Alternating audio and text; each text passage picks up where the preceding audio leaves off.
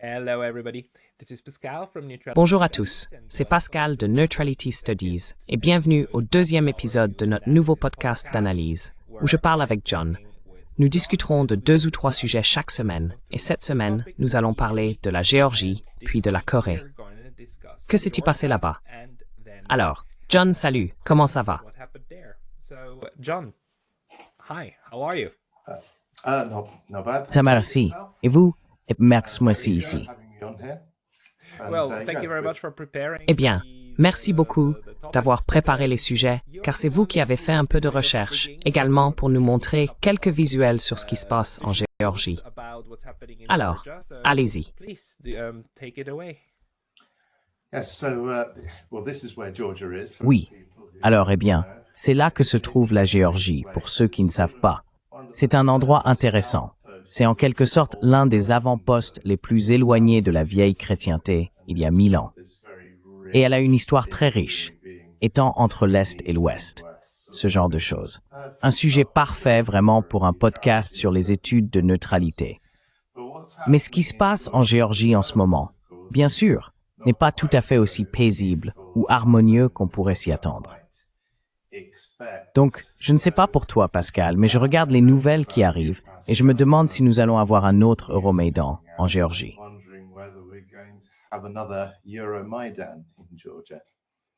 It looks very much like that. I mean, the protests. Cela y ressemble beaucoup. Je veux dire, les manifestations qui se déroulent actuellement durent depuis plus d'une semaine.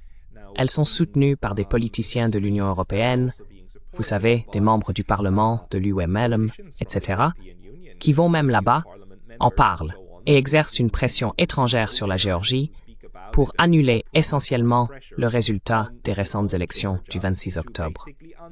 Cela rappelle beaucoup ce qui s'est passé sur le Maïdan en 2014.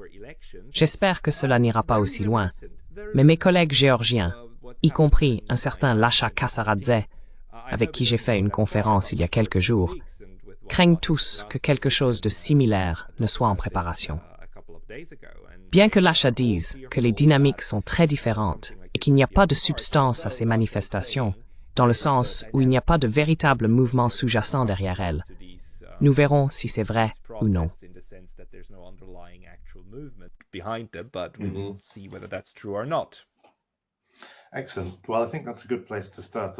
Excellent. Eh bien, je pense que c'est un bon point de départ. Donc, fondamentalement, ce que j'ai entendu plus ou moins dans l'écosystème médiatique occidental, c'est cette idée qu'il y a une belle majorité populaire, pro-occidentale, pro-démocratie, pro-capitalisme, pro-marché en Géorgie. Et elle s'est plus ou moins fait voler son pays par une poignée de figures autoritaires corrompues, pro-russes, qui ont truqué cette élection d'une manière ou d'une autre. Donc, c'est le récit que nous avons reçu. Je ne sais pas dans quelle mesure nous pourrons éclairer la véracité ou non de cette accusation. Mais je pense qu'il y a bien plus dans cette histoire que ce genre de récit presque disneyfié que nous recevons.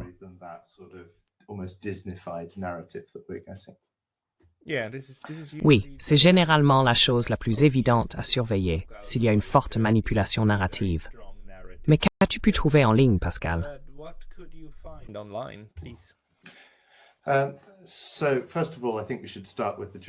Tout d'abord, je pense que nous devrions commencer par les résultats des élections parlementaires géorgiennes que nous avons ici. Il s'agit des récentes élections d'octobre. Et comme vous pouvez le voir, c'est une victoire très nette pour le rêve géorgien ici. Alors, donnons un peu de contexte avec le rêve géorgien et leur opposition. Un grand enjeu dans la politique géorgienne est de savoir où il se situe dans le monde. Comme nous l'avons dit auparavant, il se trouve dans cette sorte de position Est contre Ouest. L'idée est qu'ils ont un parti qui est pro-russe, qui est le rêve géorgien, et ils ont le reste du pays qui est pro-européen. Parce que, bien sûr, pourquoi ne le seriez-vous pas? Est-ce vrai? Est-il juste de caractériser le rêve géorgien comme un parti pro-russe, diriez-vous?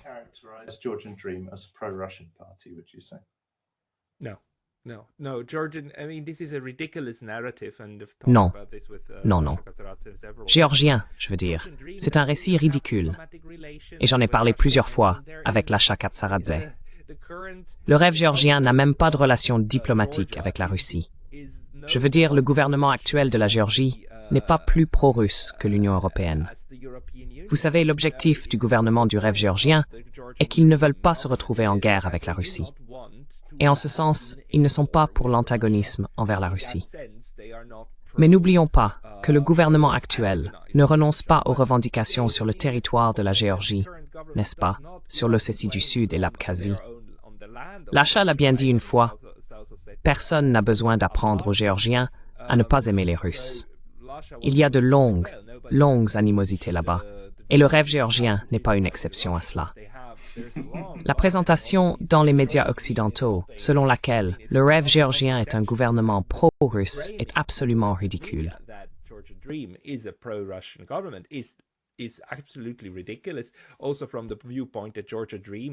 De plus, du point de vue que le rêve géorgien est le gouvernement qui a mis en œuvre de nombreuses politiques très pro-européennes, y compris l'accord d'association, et le désir d'aller plus loin. Et le rêve géorgien continue même de dire qu'ils ne sont pas contre l'intégration à l'UMLWE. Cette interprétation et ce cadrage viennent de vous. Nous voulons nous intégrer. Nous voulons être membres de l'Union européenne.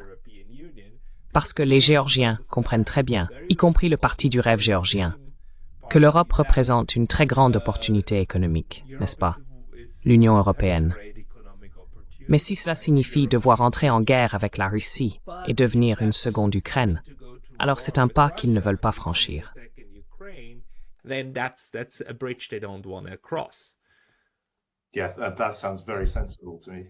Oui, cela me semble très sensé. Je veux dire, je ne voudrais pas non plus entrer en guerre avec la Russie. Et je pense que la plupart de nos commentateurs seraient d'accord avec cette position. Si vous êtes dans cette position géopolitique compliquée, où vous êtes entre deux puissances, alors je pense que vous devez jouer ce jeu très prudemment. Et il semble que le rêve géorgien le fasse. Ce n'est pas aussi simple que « Oh, ce côté est pro-Europe, pro-Ouest, cet autre côté est pro-Russie ». Il y a beaucoup plus de choses qui se passent là-bas. Donc, je pense que si vous voulez vous mettre au courant de la situation en Géorgie, probablement l'une des choses les plus importantes à aborder est la loi sur les agents étrangers, qui a été très médiatisée. Alors, parlons-en un peu.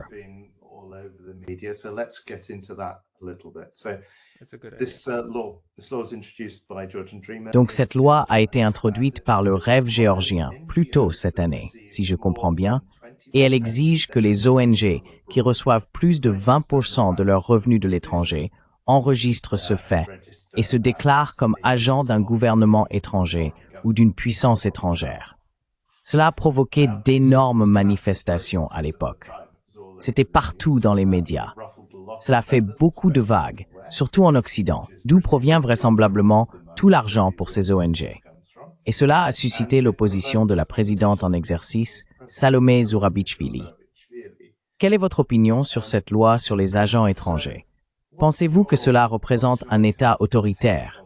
Est-ce une sorte de répression de la participation civile libre dans la société? Ou parlons-nous de défendre un pays contre une influence extérieure? Où vous situez-vous par rapport à cela?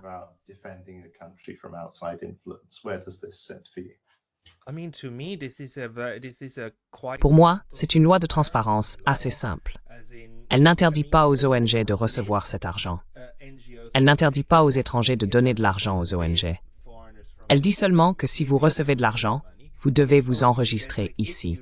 Et vous devez effectivement dire que cela représente une part significative de votre financement. N'est-ce pas? C'est tout. L'Union européenne, le truc fou, c'est qu'au niveau de l'UMLWE, vous avez actuellement une directive très similaire en discussion. Et von der Leyen a effectivement dit, il y a plusieurs mois, qu'il est important que nous sachions dans l'Union européenne d'où vient le financement. Parce que si la Russie envoie de l'argent, alors nous devons vraiment le savoir. Aux États-Unis, vous avez des lois similaires, n'est-ce pas?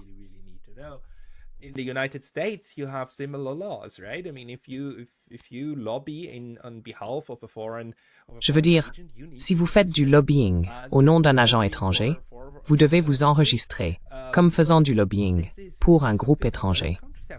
C'est quelque chose que la plupart des pays ont. Et encore une fois, c'est une question de transparence. cela ne prohibe aucune activité de ce genre.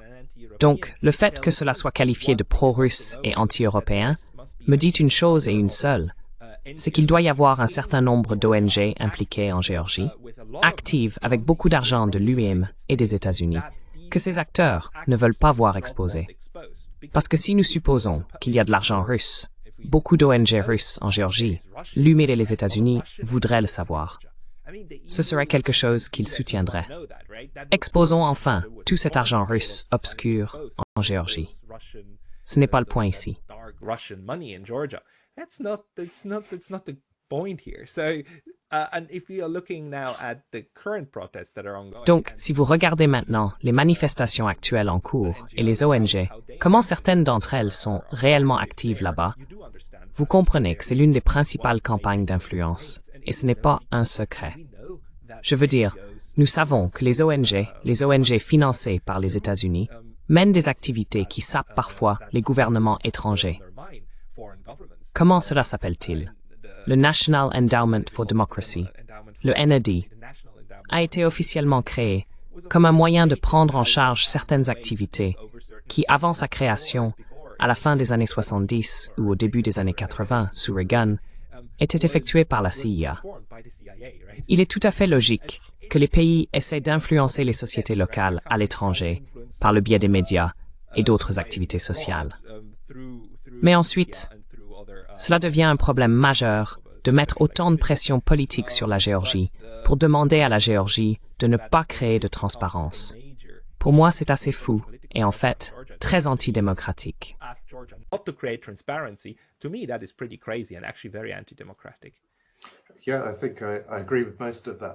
Oui, je pense que je suis d'accord avec la plupart de cela. Et il y a cette histoire, très bien documentée, des ONG étrangères et de l'argent étranger utilisé pour, entre guillemets, créer artificiellement des mouvements politiques dans le pays cible. Cela signifie créer l'illusion d'un activisme politique de base en dépensant beaucoup d'argent sur des activistes et des campagnes de relations publiques qui ne pourraient pas exister sans ce financement externe, car il n'y a pas de demande pour eux là-bas. Et puis, parce que nos médias sont si superficiels, je pense que tout ce dont ils ont vraiment besoin, c'est de cette sorte de mince vernis de protestation démocratique, légitime, pour ensuite présenter l'ensemble des manifestations ou quoi que ce soit comme un activisme authentique.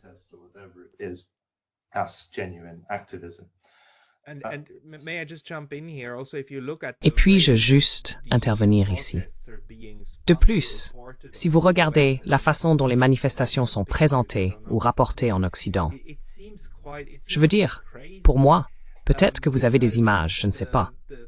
Mais ça semble assez fou, parce que les médias ici disent continuellement que ce sont des manifestations pacifiques, alors qu'ils montrent des images de ces manifestants pacifiques tirant des feux d'artifice sur les policiers, sur le bâtiment du Parlement, et essayant d'aveugler les policiers avec des pointeurs laser. Si c'était l'inverse, si c'était la police qui tirait des feux d'artifice et utilisait des pointeurs laser contre les manifestants, je suis assez sûr que tout le monde serait en émoi en Occident.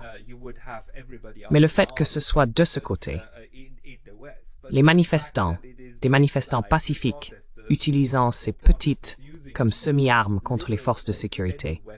Alors, je veux dire, les médias occidentaux prétendent simplement que c'est pacifique. Cela fait partie de ce que signifie pacifique. Oui.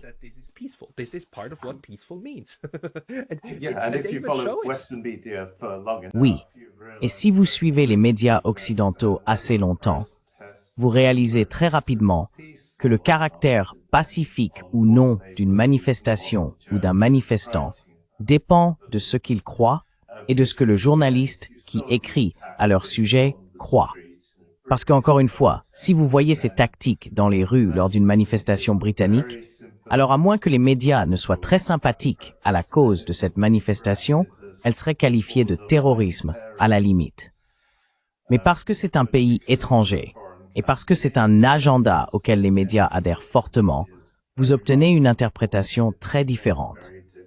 Et je pense que c'est assez transparent maintenant, n'est-ce pas? C'est l'ère d'Internet. Les gens peuvent sortir, écouter de nombreuses sources différentes et essayer de comprendre par eux-mêmes ce qui se passe. Ils n'ont pas besoin de se fier à des choses comme la BBC, etc., pour se faire une idée de ce qui se passe à l'étranger. In order to build a picture of what's going on abroad. Yeah, it's just quite fantastic to me that while C'est tout simplement fantastique pour moi que, tandis que les médias prétendent que c'est pacifique, ils montrent des images de ces multiples lanceurs de fusées pyrotechniques. Je ne sais pas comment on construit cela, mais le fait que cela soit encore qualifié de pacifique est fantastique pour moi. Et encore une fois, vous montrez la photo de Zurabishvili, l'actuelle présidente, qui refuse maintenant de quitter ses fonctions parce que son mandat se termine à la fin de l'année. Et elle est présentée comme défendant la démocratie, la personne qui refuse de se plier à l'ordre constitutionnel. Very different to the coverage of January the Très différent de la couverture du 6 janvier et de l'élection présidentielle de 2020, n'est-ce pas? time we were À cette époque, on nous disait essentiellement qu'il était impossible de truquer une élection démocratique moderne. suggestion of it was Toute suggestion en ce sens était anticonstitutionnelle. soon as we travel Mais dès que nous sortons des frontières des États-Unis, soudainement, le trucage d'élections se produit tout le temps, et la Russie ne le fait pas. Russia does. Mais ne soyons pas trop cyniques ici. Nous avons beaucoup à couvrir. We've got a lot to Donc je pense que la prochaine chose sur laquelle se concentrer est la prochaine étape de cette histoire, avec la loi sur les agents étrangers, qui est la pression diplomatique principalement des États-Unis et de l'UMMR, et les sanctions qui ont suivi à cause de cela. the sanctions that have followed because of that. So it seems to me that the EU and the USA have Il me semble donc que l'UMMR et les États-Unis ont exercé cette forte pression diplomatique pour empêcher l'adoption de cette loi et pour décourager le gouvernement de la mettre en œuvre, ce qui, à mon avis, renforce l'argument en faveur d'une loi sur les agents étrangers. Car cela montre que ces blocs étrangers, très puissants et très riches, ont un fort intérêt à changer ce qui se passe à l'intérieur de votre pays et à ne pas respecter les frontières et les limites entre les différents pays quant à la manière dont ils borders and the boundaries between different countries as to how they govern them and administrate themselves. And again, why would you not want to know? Et encore, pourquoi ne voudriez-vous pas savoir si des ONG reçoivent de l'argent de l'étranger? Pourquoi ne voudriez-vous pas le savoir? Je ne comprends pas l'argument contre cette forme de transparence. Si vous ne recevez pas d'argent, et si vous ne gagnez de l'argent qu'en vendant quoi que ce soit, et que c'est juste une activité de vente pure, alors je veux dire, d'accord, je comprends. Mais si vous recevez des dons, etc., nous parlons d'un registre. Nous ne parlons pas de dissoudre l'ONG. D'accord, je ne comprends pas l'argument. Dissolving the NGO, right? I don't understand the Yeah. case. I think so. I will push back against that slightly. Je pense que oui. Je vais légèrement m'opposer à cela. Pour renforcer leur position, l'un des arguments est qu'une fois que vous enregistrez toutes ces ONG, c'est la première étape à prendre pour ensuite les fermer. Donc si vous les empêchez de s'enregistrer, alors peut-être que vous avez coupé cela dans l'œuf. C'est un argument. Le deuxième argument, où je suis en désaccord avec la loi sur les agents étrangers, est que l'exigence d'enregistrer ces entreprises comme agents d'une puissance étrangère, je pense, ne sera pas équitable pour toutes les organisations qui finissent par recevoir plus de 20% de leur financement de pays étrangers. More than 20% of their funding from foreign countries. So I think there is a case where some of these Je pense donc qu'il y a un cas où certaines de ces ONG, le gouvernement les oblige en quelque sorte à s'identifier comme quelque chose qu'elles ne sont pas. Et je ne pense pas que ce soit juste. Je pense aussi que c'est assez dystopique lorsqu'un gouvernement vous oblige à mentir et surtout à vous m'identifier par la loi. Mais cela dit, c'est une partie assez mineure. L'important est d'enregistrer et de suivre ces ONG, de déterminer qui paie qui pour faire quoi dans votre pays. Je pense que c'est bien plus important qu'un point sémantique assez mineur. fairly sort of minor semantic point there. Yeah, and again, it's just there. Anyone Oui, to think et encore une fois, je défie quiconque de réfléchir de cette manière. S'il y avait des ONG en Grande-Bretagne qui recevaient 25, 30, 40, 50% de leur financement de la Russie, le gouvernement britannique serait-il d'accord avec cela? Je veux dire, le gouvernement allemand serait-il d'accord avec cela? Serait-il heureux de dire, par exemple, « Je suis content de ne pas savoir que vous recevez autant d'argent et que vous menez des activités depuis l'étranger, et je n'ai pas besoin de le savoir. » C'est tout simplement déraisonnable d'attendre cela. Et oui, je veux dire, vous avez raison. Cela pourrait être utilisé pour fermer des ONG, mais ce serait alors une étape distincte. C'est comme condamner quelqu'un pour quelque chose qu'il n'a pas encore fait, mais parce qu'il pourrait le faire. Nous commençons déjà à le punir.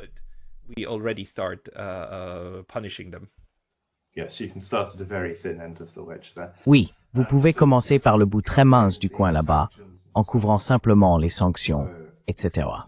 Excusez-moi. Nous avons de nouvelles sanctions pour saper la démocratie. Le 16 septembre, le département du Trésor des États-Unis a sanctionné 2 responsables géorgiens et 2 figures de droite associées au mouvement violent Altinfo pour de graves violations des droits de l'homme, pour leur rôle dans les répressions brutales contre les manifestants anti-agents étrangers et pour les attaques violentes contre les Géorgiens exerçant leur liberté de réunion pacifique. Le département d'État américain, que je commence de plus en plus à penser qu'il dirige les États-Unis, parce que Biden ne peut pas le faire, a également imposé des restrictions de visa à plus de 60 individus géorgiens et à leurs membres de famille responsables ou complices de saper la démocratie en Géorgie. Cela semble être une phrase très familière, ne diriez-vous pas?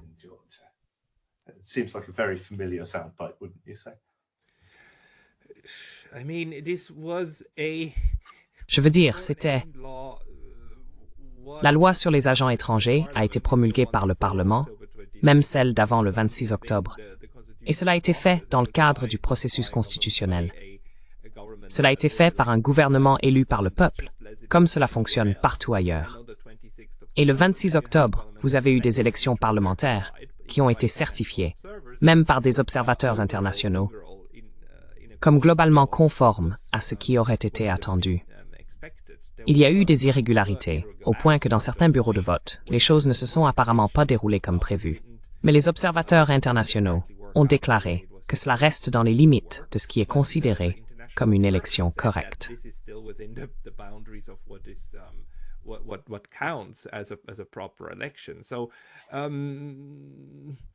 Nous vivons donc maintenant dans un monde où la Géorgie est critiquée pour être antidémocratique, pour avoir réussi à organiser une élection, et où la Roumanie est louée pour brandir l'étendard de la démocratie en annulant une élection présidentielle qui s'est tenue conformément à ses propres lois et constitutions. Et où la seule critique est qu'il est possible, même pas prouvé, mais possible, que peut-être la Russie ait mené une campagne d'influence sur TikTok. Ce qui n'est pas en soi illégal, ce qui n'est pas en soi anticonstitutionnel, mais ce qui suffit à faire annuler une élection présidentielle entière. Et c'est cela la démocratie. Alors qu'en Géorgie, avoir une élection certifiée correcte est antidémocratique. C'est bizarre en ce moment.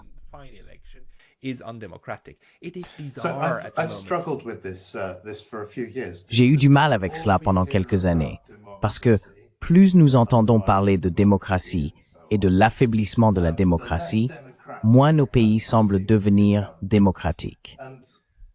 Ce que j'ai compris, c'est que vous pouvez donner un sens à cela en réalisant que lorsqu'ils utilisent le mot démocratie, il signifie quelque chose de complètement différent de ce que vous et moi entendons par démocratie.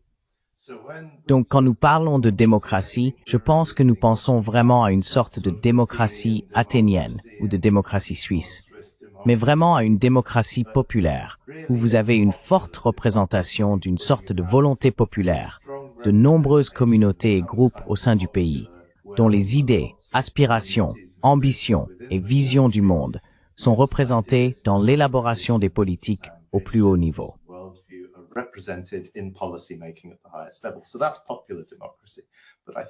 C'est donc la démocratie populaire. Mais je pense que ce à quoi il se réfère lorsqu'il parle de démocratie, c'est la démocratie institutionnelle, qui est quelque chose de complètement différent et en fait opposé à la démocratie populaire. Donc je pense que pour eux, la démocratie, notre démocratie, ce sont toutes ces institutions dont beaucoup sont anciennes et dépassées, et des choses comme l'OTAN, MAN, mais aussi simplement la fonction publique et ses diverses appellations. L'ensemble du système lui-même de gestion du pays, l'État et ses institutions, devient la démocratie qui doit être défendue d'une certaine manière contre la démocratie populaire.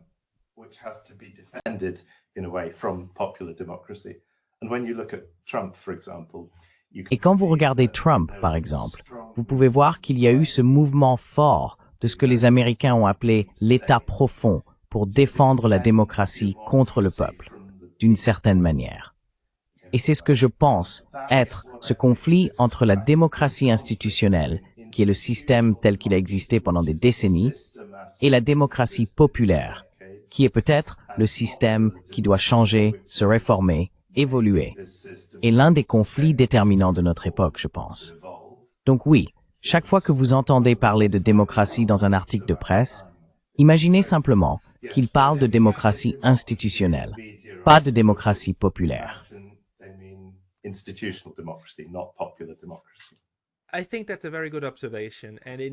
Je pense que c'est une très bonne observation. Et en ce sens, c'est un mécanisme d'autopréservation.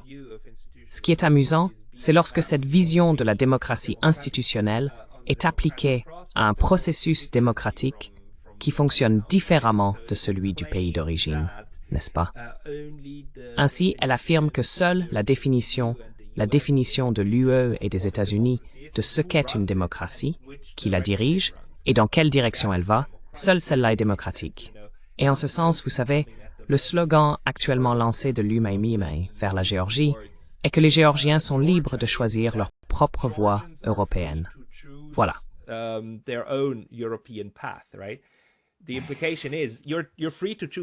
L'implication est que vous êtes libre de choisir cela, et rien d'autre.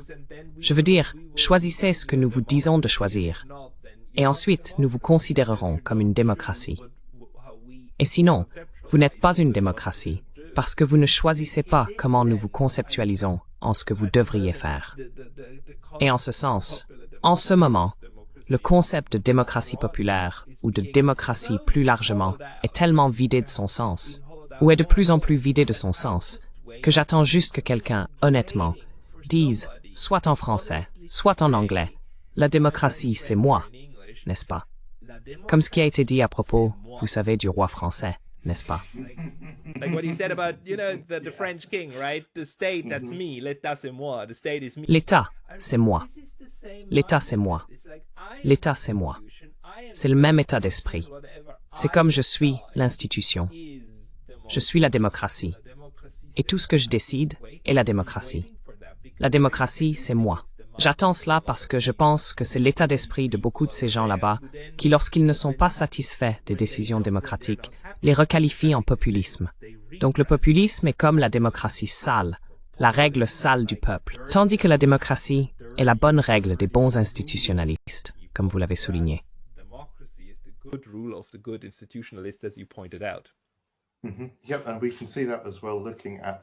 Oui, et nous pouvons le voir aussi en regardant l'approche de l'UE-même à ce sujet. Ils ont immédiatement gelé l'adhésion de la Géorgie au bloc, gelé l'aide financière et essentiellement retenu l'argent, disant jusqu'à ce que vous fassiez ce que nous voulons que vous fassiez, nous allons serrer la vis. Je veux dire, c'est très prévisible, je pense, ce mouvement classique de pouvoir occidental, retenir des fonds jusqu'à ce que vous fassiez ce qu'ils vous disent de faire. Mais je ne pense pas que cela soit très bien reçu dans le monde entier lorsque l'Europe se comporte ainsi.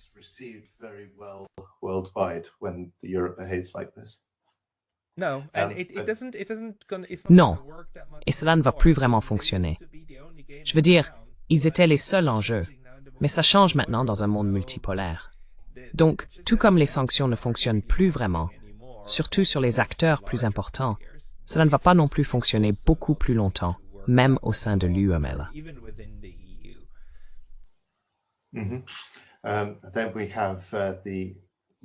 Ensuite, nous avons la réaction du mégabar américain. Attendez, nous avons ici une déclaration de presse.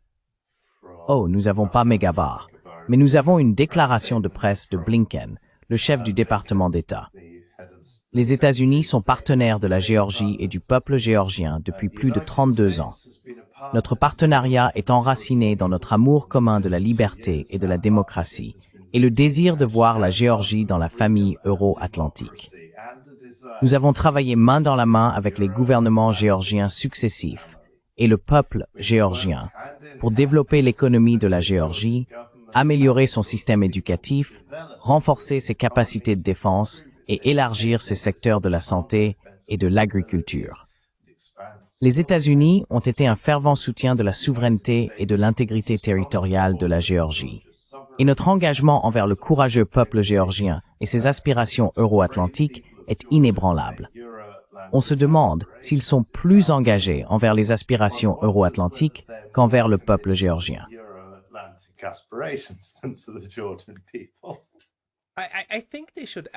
Je pense qu'il devrait ajouter un autre paragraphe ici, qui dit que si demain un chef djihadiste qui fait ce qu'on lui dit de faire se présente, nous lui remettrons la Géorgie sur un plateau d'argent, parce que c'est ce qui nous importe.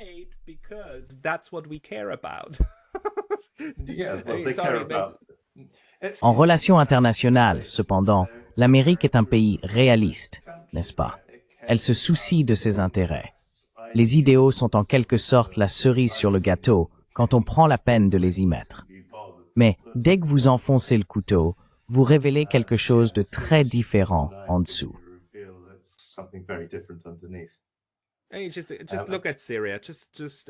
Regardez simplement la Syrie.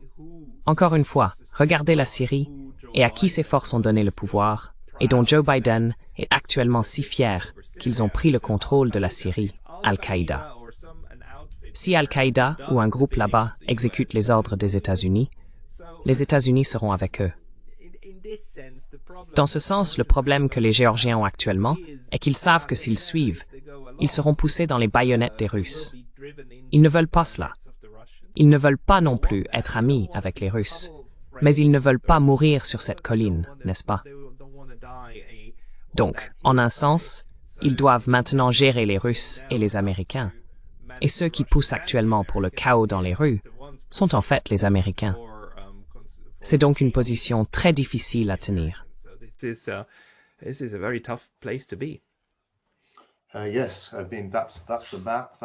Oui, je veux dire, c'est la carte. C'est la Géorgie. Vous pouvez voir qu'elle est juste à la frontière avec la Russie. Je suis sûr que vous le saviez déjà, chers téléspectateurs, et je ne vous prends pas pour acquis. Mais oui, c'est un endroit très délicat à être géographiquement comme ça. Il y a beaucoup de discussions et d'analyses que nous pouvons faire sur la Géorgie. Mais franchement, nous serions ici toute la semaine si nous voulions parler de la révolution des roses et du lien entre la Géorgie et l'Ukraine et de leur rôle dans l'expansion de l'OTAN et des relations américano-russes et de leur détérioration au cours des 15 dernières années. Mais espérons que nous vous avons donné suffisamment d'informations pour réfléchir et être un peu plus à jour sur ce qui se passe en Géorgie et un peu plus conscient des divers courants et arguments qui inondent cela.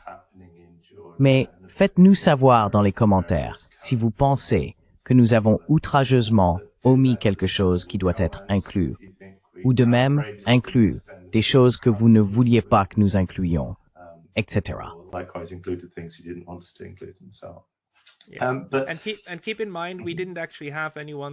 Et gardez à l'esprit que nous n'avions en fait personne du côté des pro-manifestants.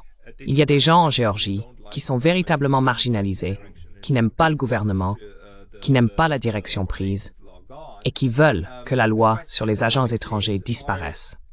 La question est toujours de savoir si ces personnes sont ensuite utilisées pour promouvoir un certain autre agenda ou non. Nous devrions avoir ces discussions plus souvent. Mon point de vue à ce sujet est que une grande partie de cela est en réalité guidée de l'étranger, comme vous venez de le montrer, avec la forte pression diplomatique qui est exercée en ce moment, de manière très évidente et très flagrante.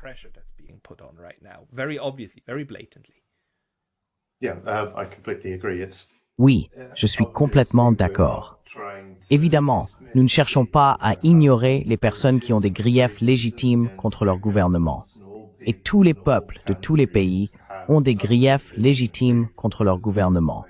Ce que nous remettons en question, c'est l'ampleur de cela, dans le contexte de la position géopolitique de la Géorgie et de tout le financement international, etc. And all of the international funding and so on and so forth.